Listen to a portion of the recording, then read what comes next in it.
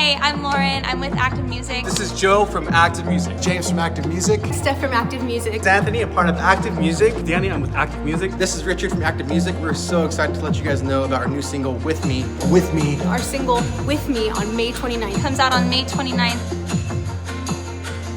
Our new single, With Me, is coming out May 29th. It's available on all streaming sites, so check it out on May 29th. May 29th. May 29th. May 29th. With Me comes out May 29th. And you can find it anywhere that you listen to music. All streaming platforms. Every streaming platform. Anywhere that you stream music. Don't forget. Don't forget, put it in your calendar, whatever you gotta do. Check it out. Check it out. Look forward to sharing it with you. You're gonna love it. We can't wait to share it with you. Check it out.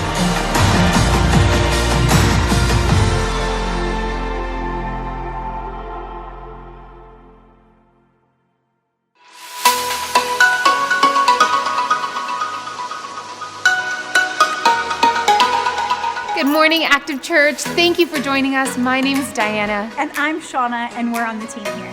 Hey, if this is your first time watching, thank you for joining us this morning. We are so honored that you would spend your morning with us. Do me a favor, let us know that you are new by commenting, "Hey, I'm new," in the comment section below. Let's also take a moment right now in the comment section to say hello to one another, leave a waving emoji or a thumbs up. Let us know that you're here with us this morning. Also, make sure you hit that share button because you have no idea who needs to hear this message today. Hey, and something else we want to share with you, class of 2020, this is for you. We want to celebrate you big. So on Sunday, May 31st from 5 to 7, we are throwing a huge graduation parade just for you. Come join us. We'll be having a DJ, photos, and a free gift just for you. Help us celebrate you by clicking the link in the description. Let us know you're going to be here. Active Church, we can only do these things because of your generosity.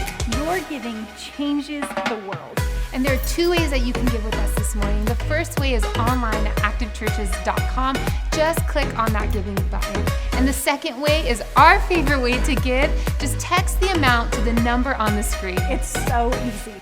Hey, we are going to go into time of worship right now, and I love this time because it's a time where we can pray and worship together. And if you're not familiar with worship, it's simply praying with music. So I'm going to invite you guys, go ahead and stand up, turn the volume up, and sing as loud as you want. And can I just say, Active Church, welcome home.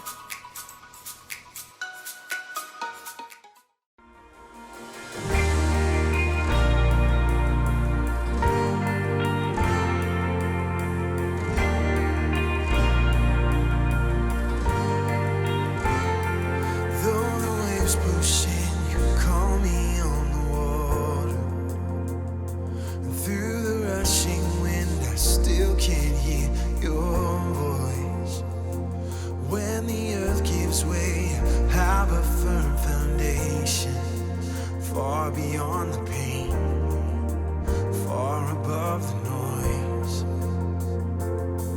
I know I'm not fighting on my own. Nothing that I face alone. You are with me for every step, for every climb. When every breath feels like a fight, brightest day and darkest nights. You are with me when I fall. You are the hands for me to hold, so I can stand. No enemy can stand a chance. You are with me.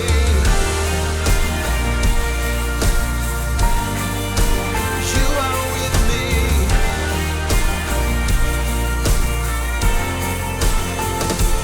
There is amazing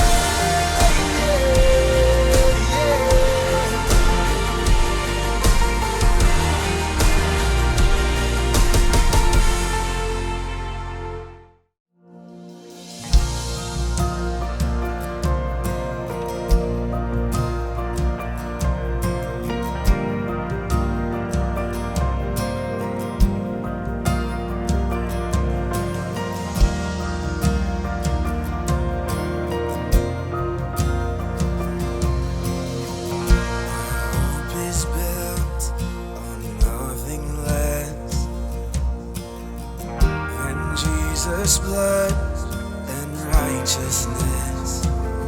I dare not trust the sweetest frame, but wholly trust in Jesus' name.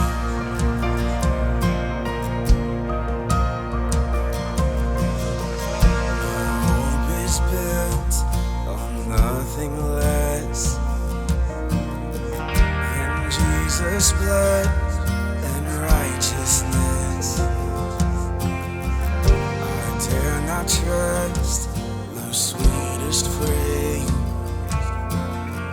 but wholly trust in Jesus' name. Christ alone, the cornerstone, the weak made strong in the Savior's love.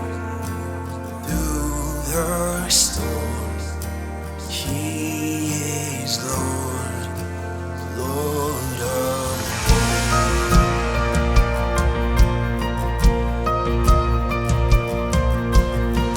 when darkness seems to hide His face, I rest on His unchanging grace. In every high and stormy gale, my anchor holds within the veil. My anchor holds within the veil. Oh, Christ alone, the cornerstone, weak made strong in the Savior's love. And through the storm, He is Lord, Lord of all. He is Lord. He's the Lord of all. Christ alone, the cornerstone, weak made strong in the Savior's love. And through the storm, He is Lord, Lord of all. Christ alone, the cornerstone, the weak made strong in the Savior's love. And through the storm, He is Lord, Lord of all.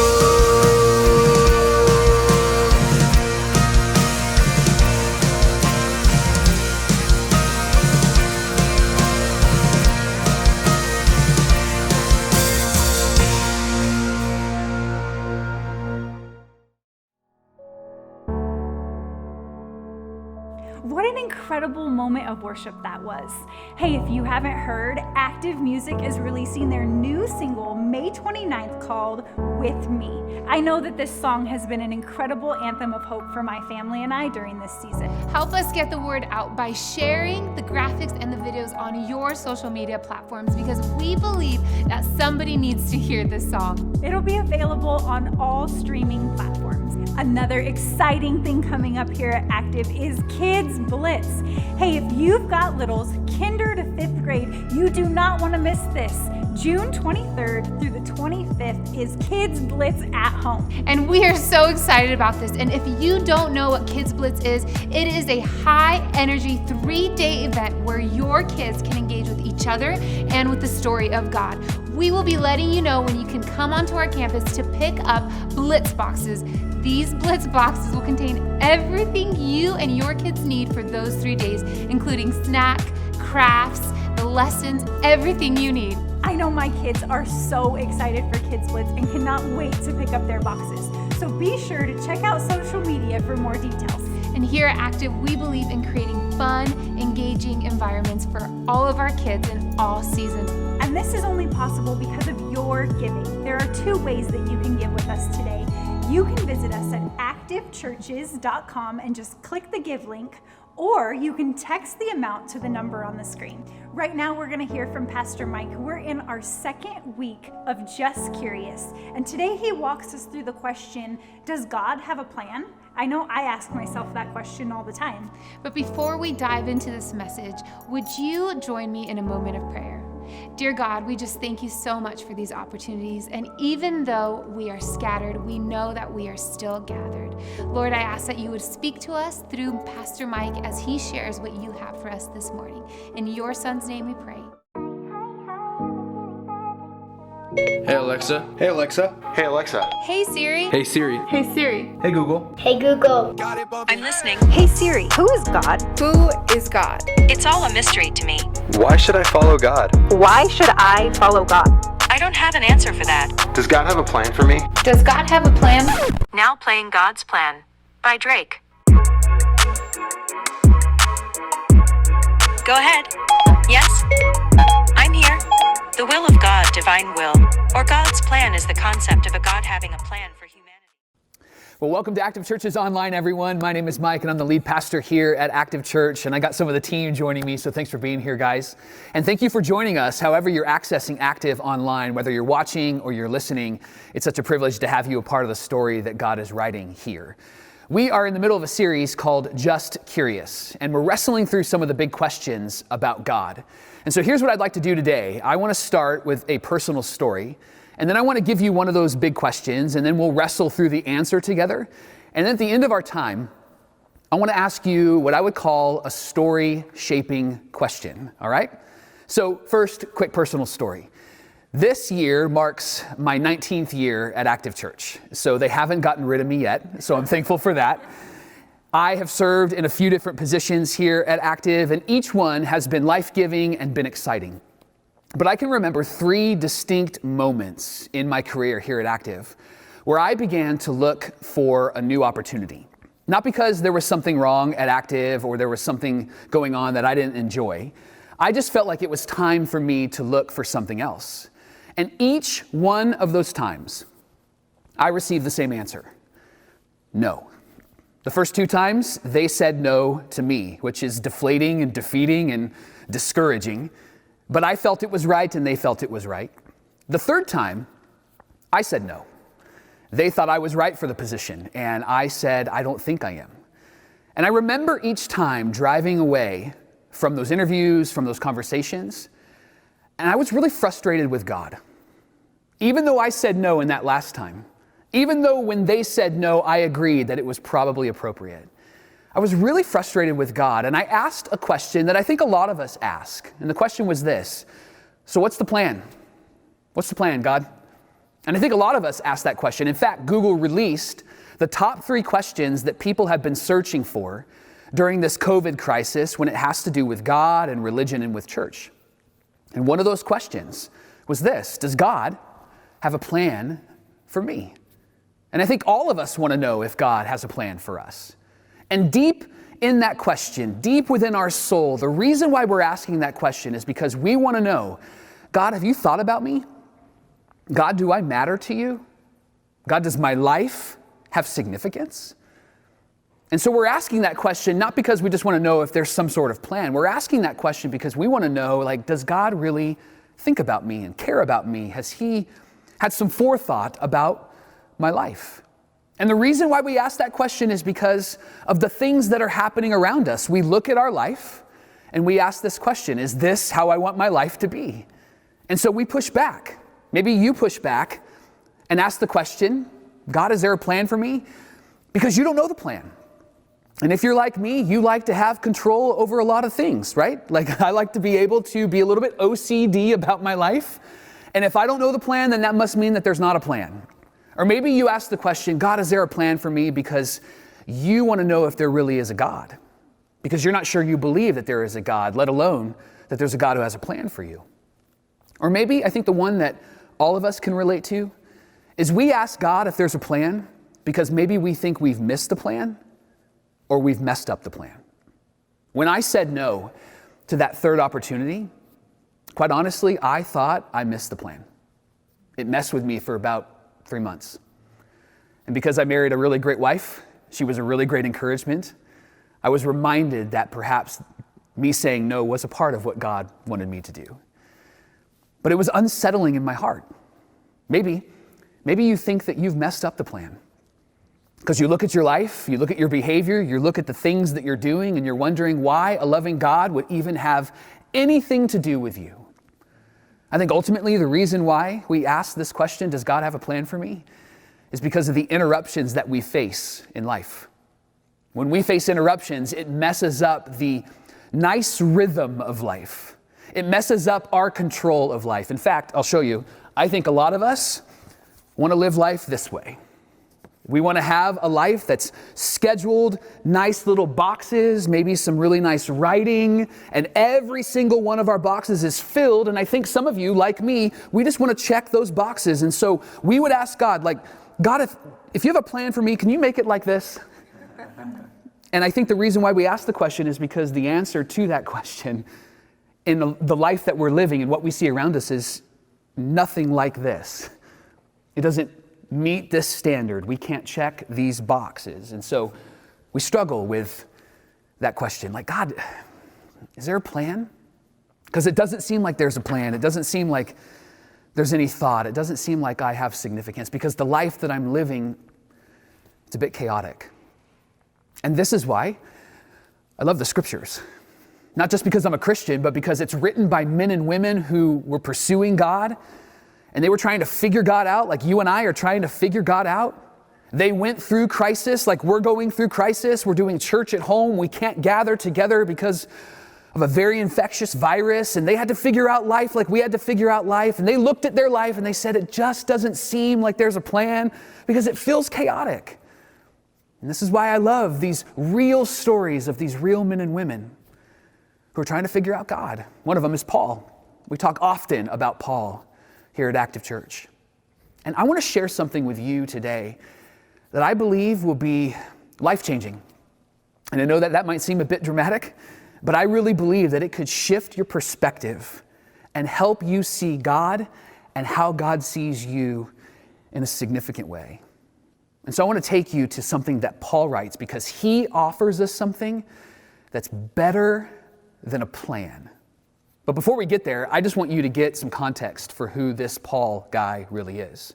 You guys know that he had a chaotic life, and he actually writes about it in one of the letters that he is encouraging a church with, and it's found in the pages and documents we call the scriptures. It's a letter called 1 Corinthians, and just a little snippet of what he writes about his life. He's summarizing some of the things that he's been through, some of the interruptions that he has faced, because he's wondering if God has a plan for him, and he's helping to bring a really great answer, something better than a plan to those that are reading.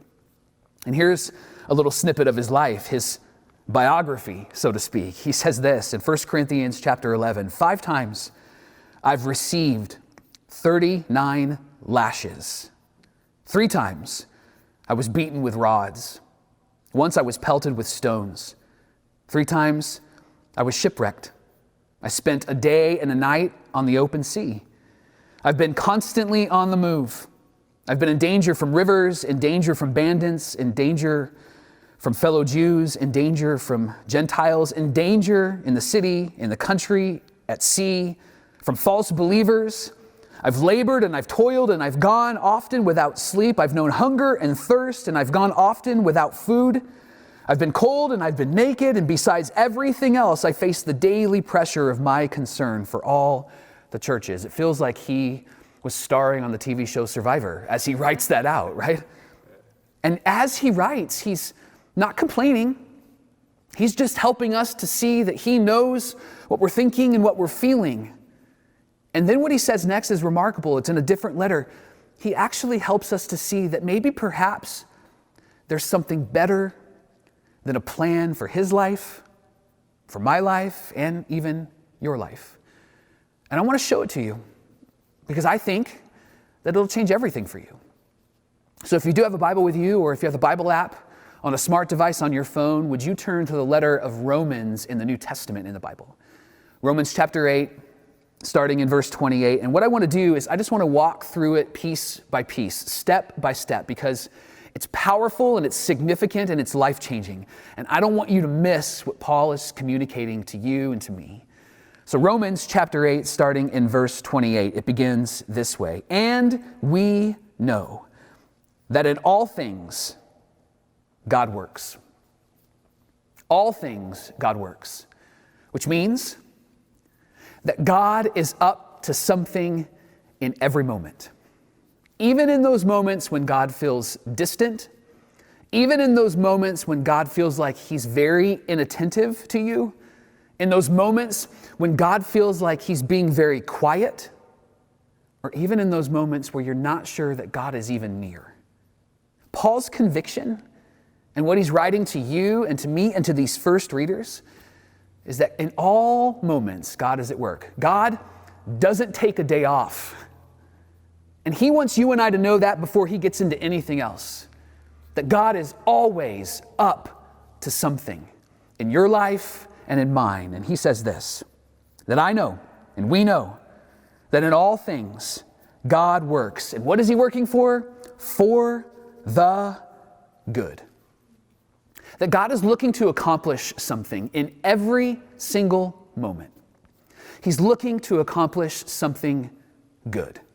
It doesn't mean that the moment is going to feel good. It doesn't mean that the moment is going to look good, but that God is using this moment to point to something that's greater than what you could come up with, pointing to something that's good, that's shaped by him, that's defined by him, and that he can speak into. And so God is working in all things according to Paul. And he's working for the good, taking these moments of pain and struggle and turning them into moments of power and courage. Because God is working for you, not against you, in all things. And then Paul gets to that moment that's better than the plan.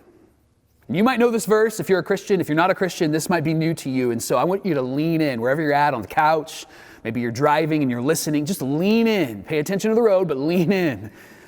Because this next thing is significant and it's powerful and it's life-changing. Paul says this, and we know that in all things God works for the good of those who love him and have been called according to his purpose. Purpose is a cultural buzzword. It's not just a church word, it's a cultural word. We all want to know our purpose. Because when we know our purpose, what that helps us to understand about our life is that we matter. Like things can't move forward without us. Like, for example, I have this book here, and this book tells a story. And each page in this book helps move the story forward. And if I, don't tell anybody, all right? If I rip this page out, sorry, Joe, if this was your book, but if I rip this page out, the story is incomplete because it can't be finished without that piece of the story, without that page. And what purpose announces over you and over me is that there's a reason for our existence, that we matter.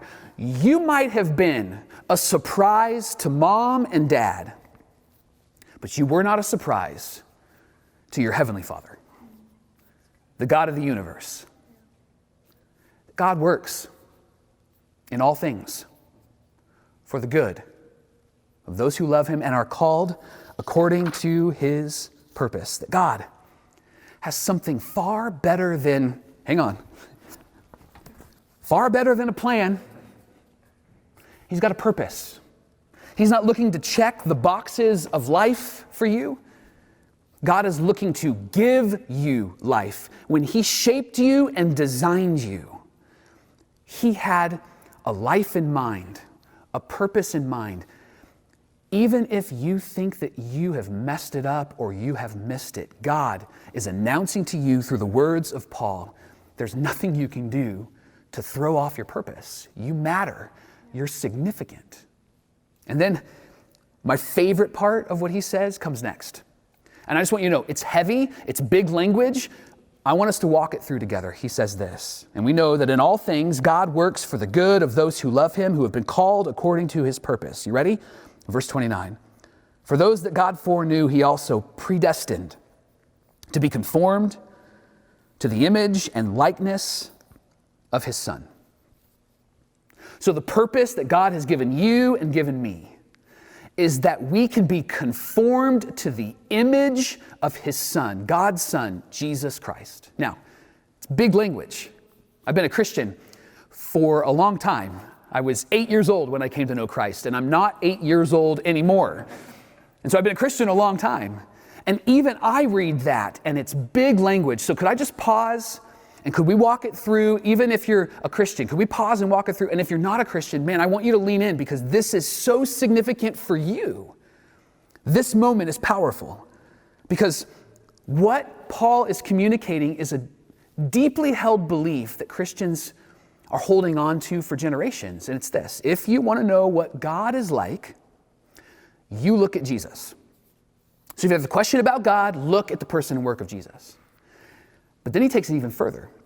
According to God, and what Paul is writing here, if you want to know what Jesus is like, then you look at the church, at Christians, at us. Now, immediately you might think, well, the church and Christians and us, we don't get it right all the time. You're right. But what Paul is saying here is that God is up to something in you and in me. That he has given us a purpose, and that purpose is to reflect to the world around us, to those that we love, those that we like, those that we don't like so much but need to like, that we are to reflect the person and work of Jesus in what we say and in what we do. How we feel about Jesus will come out, and how we speak and treat those around us. They will know who God is by looking at you, by looking at me, by looking at us. This is what he's saying here. Now, Christians, we long for this. We want to be more like Jesus. We want to be conformed to the image of Jesus. Now, I just want to bring some clarity there. You and I becoming more like Jesus is not us losing what makes us uniquely us. God isn't putting us on a conveyor belt and going, all right, I'm going to put you here and you're going to look like them, and everybody that gets off the conveyor belt is all going to look the same and sound the same and be the same. That's not what he's inviting us into. This is more about you and I living a life that's irresistible. That people go, I don't know if I believe that, but I love how they live. I don't know if I would go to church, but I would want to hire somebody who goes to church. I don't know if I would trust in Jesus, but I would want my kids to date somebody that does. Are you with me? This is what Paul is writing about, and this is what Christians long for. So if you're not a Christian, I can understand why this language can be really, really heavy. And I think that there needs to be an announcement that it's okay if you're like, I don't know about the word conform, and I don't know about this idea, and that's completely okay. Could I just tell you, here's why we long for this. Christians believe that Jesus is the greatest human example of love, of humility, and of telling a better story. And what does our world need? It needs love, it needs to be served, and they need to have the hope that there's a better story possible. And that's why Paul writes this. Paul says, I want everyone to tell a better story. And Christians believe, Active Church believes, Paul believes that the better story is found in the person and work of Jesus. Have you ever been around a moment, a situation where maybe somebody saw something good and then they see it and they kind of maybe have a look of shock on their face? And then they respond in this kind of typical way, but I think it's an appropriate way. They see someone doing good, and then they go, oh, faith in humanity restored, right? I've said that, maybe you've said that, maybe you've said that. That's actually an appropriate response, because what they're saying in that moment is they have seen a lot of bad, and then they saw something or someone good, and they go, oh, faith in humanity restored. It's as if they're saying, oh, there's something good in the world still. And that is what Paul says God is working out in you and in me as we trust in Jesus. That the way that we speak and the way that we live would cause others to go, oh, faith in humanity restored, because there's something good still. It points to something good, it points to someone good, and it reminds people that there is good in the world. So to come back to what Paul is saying here, we know that in all things God works for the good of those who love him, who have been called according to his purpose. For those that God knew beforehand, he predestined to be conformed to the likeness and the image of his Son. He's pointing out that there's something better than a plan. There's a purpose. And God moving us in that direction is God using those interruptions in our life where we begin to question if God has a plan and has thought about us. God using those interruptions in our life to bring about something good. It's like God's announcement. I'm not going to waste this. I'm not going to waste this pain. I'm not going to waste this struggle. I'm not going to waste this hurt. I'm going to use this. Doesn't mean that the situation was good, but I'm going to use this terrible, painful situation, and I'm going to bring out something good. Maybe it helps answer that question. Why does bad things happen to good people? Why does bad things happen to good people? And maybe perhaps bad things happen so that we can see what is really good. It draws a dividing line, and it helps me to know that bad, that good. It helps bring clarity. Because I think sometimes, in my own opinion, and maybe in your opinion, in my own perspective, maybe in your perspective, we use phrases like my truth and your truth. I think sometimes we like to blur the lines between what is bad and what is good. And God goes, I want you to see the greatest good. I want you to see me. I want you to see Jesus. I want you to see love. I want you to experience humility. I want you to tell a better story. And so God takes these moments of interruptions and he turns it to good so that you and I can see the greatest good, the God who is good. And just, if I could take it a little bit further, Christians have never believed, we've never believed in a God who doesn't allow bad things to happen to good people. We've never believed that. And here's why. You ready? You ready? Because we believe that the worst possible thing happened to the best possible person. We believe that Jesus is the perfect image of God in human form. Didn't sin, felt everything we felt, understands everything we understand, but we believe that he went through the worst possible thing, and he was the best possible person. And here's the kicker for me, and hopefully it is for you. From that worst possible thing came the best possible result. I don't have a job if Jesus doesn't come and die and rise again. And we don't have hope, or love, or humility. We don't get to talk about telling better stories. Generosity means nothing without Jesus going through the worst possible thing and bringing us the best possible result. Forgiveness, love, life, everlasting. So my friends, interruptions, they're going to come. You know this, and I know this. And what Paul is saying is that there's this freedom of choice and how we're going to respond to those interruptions. And if we choose to do what we want to do and it's bad, the results will be bad.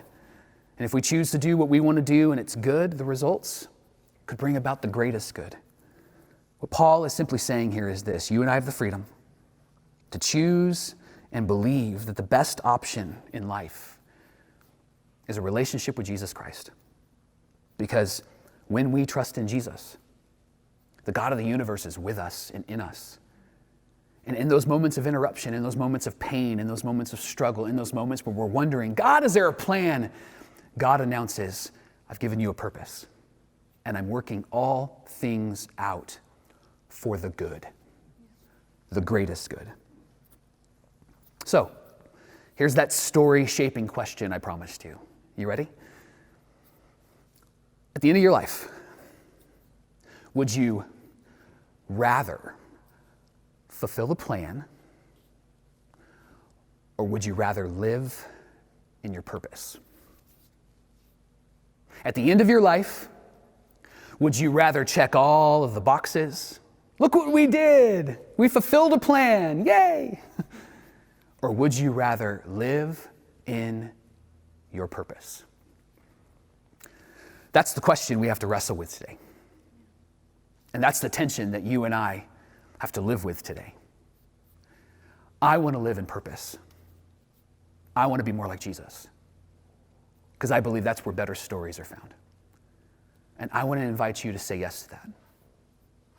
And so if you're watching this for the very first time, if faith is new to you, if pursuing God is new to you, then I want to invite you to take a big, bold step. I want to invite you to say yes to Jesus. It's you saying that you believe in what he said and you believe in what he did. That he is a real person who really lived and really died and his tomb is really empty.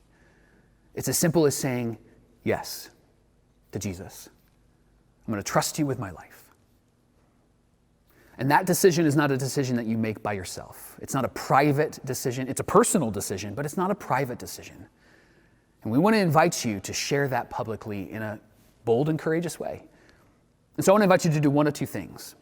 Would you right now, if you're watching this, would you comment, "I said yes," so that our team and our church could celebrate with you? All we want to do is just give you a high five emoji. We want to give you that birthday hat with a little birthday decoration. We want to celebrate that with you. Would you put that in the comment, "I said yes"? If you aren't ready to go as public with that, would you text the word "I said yes," all one word, "I said yes," to the number that you see on the screen. I said yes to the number that you see on the screen. The greatest decision you will ever make in your life is the decision to trust in the God who gave you life. And it will help bring clarity to the question, "God, is there a plan? Have you thought about me?" And God will answer with a loud and resounding yes, because he has something greater than a plan. He has a purpose. So could I pray for you? Let's pray together. So God,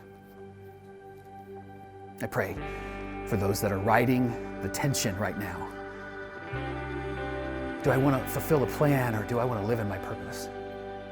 Those that are riding the tension of, should I say yes? Should I write it out on a comment? Should I text that? God, would you give them courage to have them step into this new way of life? A life that's with you, a life that is about you, and a life that helps us to tell a better story. So God, would you invite us and fill us and give us courage to take that first step to say yes. And we thank you for each person that has texted or indicated that they have said yes. We celebrate with them today because they are trusting in the good God who makes all things good. And it's in his name that we pray all these things. Amen and amen and amen. What an awesome message from Pastor Mike today. If you said yes, we want to celebrate you. Let us know in the comments, "I said yes," or you can text the number on the screen, "I said yes," all one word, because we want to celebrate you. And we know what an important decision this is. Active Churches, it's because of your generosity that we can tell a better story through the life change that is happening all around the world. And there are two ways that you can give with us today. You can visit activechurches.com and just click the give button, or you can text the amount to the number on the screen. And lastly, class of 2020, we are going to celebrate you with a graduation parade on May 31st from 5 to 7. We can't wait to see you there. We can't wait to celebrate with you, and we can't wait to see you next week, Active Church.